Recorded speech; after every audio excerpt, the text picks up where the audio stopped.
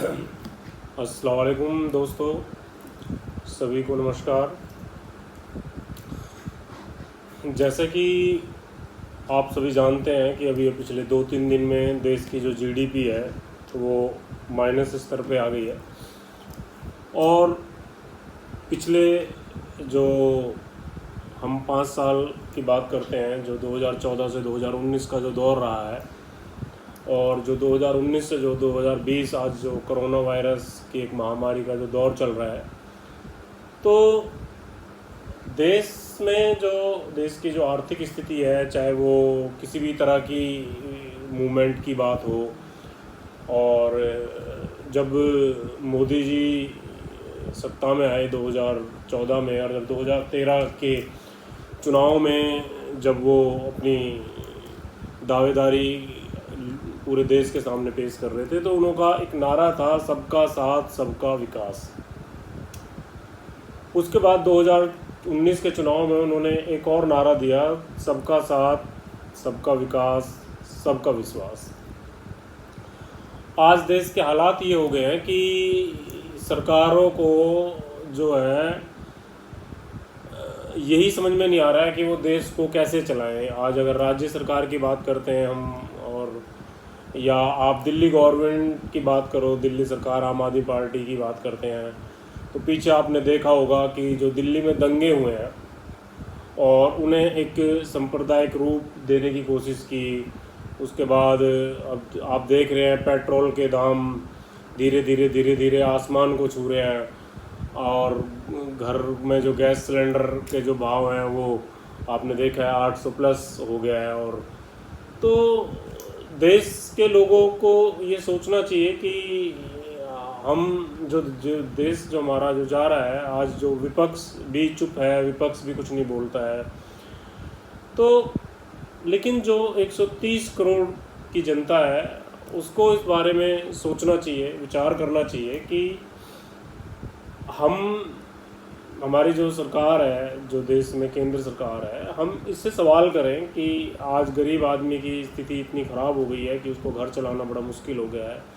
नौकरियां पिछले 6 सालों में नौकरियां ख़त्म हो गई हैं लोगों की, और अभी आने वाले वक्त में और नौकरियां ख़त्म होगी।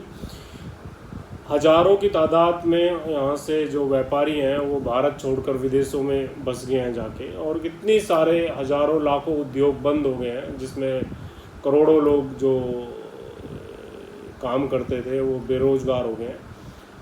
तो ये एक गंभीर विषय है, और इस विषय पर हिंदू समाज हो या मुस्लिम समाज हो या दलित समाज हो, सिख समाज हो या ईसाई समाज हो, या जितने भी समाज हैं, इनको सबको सोचना चाहिए कि हम जो देश की जो परिस्थितियां हैं, और जो आने वाले जो बच्चे भविष्य हैं, जिनके जो कॉलेजों में हैं बच्चे, जो आज की डेट में जो लाखों रुपए खर्च करके जो MBBS इंजीनियरिंग और IAS IPS और दुनिया भर की जो कोचिंग और यूनिवर्सिटियों में पढ़ रहे हैं, तो उन बच्चों के लिए तो जॉब ही नहीं है भारत में। और ना भारत में आपने देखा है कि ज़्यादातर सरकारी डिपार्टमेंटों को इन्होंने जो है प्राइवेट कर दिया है, और धीरे धीरे रेलवे भी प्राइवेट की तरफ जा रही है। आपने देखा है एयरलाइंस जो है, एयर इंडिया जो है वो बिकने की कगार पर है। तो बहुत सारे सेक्टर हैं जो गवर्नमेंट सेक्टर हैं वो बंद होने की कगार पर चले गए हैं।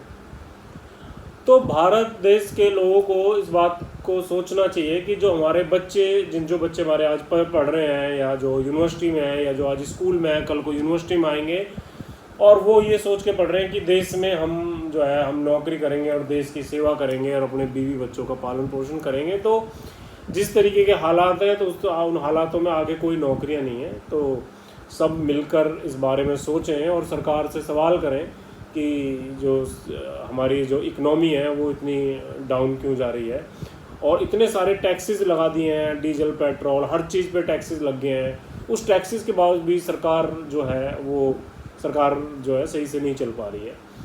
तो हम तो यही कहेंगे कि आप लोग सब इस बारे में सोचें कि जीडीपी का माइनस में आना, और देश में उद्योगपतियों का देश से बाहर जाना, और देश में जो युवा हैं उनको बेरोज़गार होना, और देश में एक धूमिकरण जाति धर्म के नाम पर होना, ये देश में एक देश को हम विश्व में जो हमारी एक छवि है उसको भी हम ख़राब कर रहे हैं, और जो हमारे देश का जो माहौल है, एक आपसी प्यार मोहब्बत है, वो भी जो है ख़राब हो रहा है। तो सभी इस बारे में सोचें और सभी अपने बच्चों के भविष्य के बारे में सोचें और सरकार से सवाल करें। सवाल करना हमारा फ़र्ज़ है और हमारा हक है। तो मैं यही कहूँगा कि आप लोग इस बारे में विचार करें। देश के हालात और देश जो है वो सभी का है। आज मैं एक अकेला इंसान हूँ, आप सब हैं, 130 करोड़ की आबादी का देश है, और जो ये सरकारें चल रही हैं वो हमारे और आपके पैसे से चल रही हैं।